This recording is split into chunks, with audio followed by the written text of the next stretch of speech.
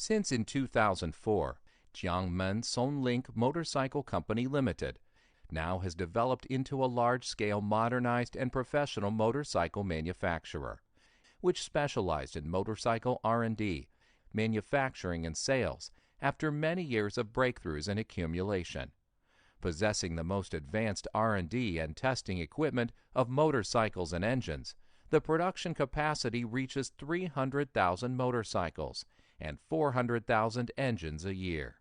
Focusing on outward-oriented development, Sonlink Industry Company has invested and set up subsidiaries in Kenya, Ghana, Ivory Coast, Nigeria, and other countries.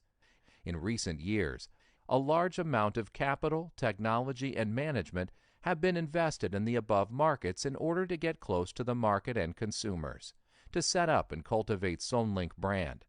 High-quality products and services make Sonlink brand to be one of the most trusted motorcycle brands in the market, and the products are exported to many countries and regions such as Africa, the Middle East, Eurasia, South America, and so on.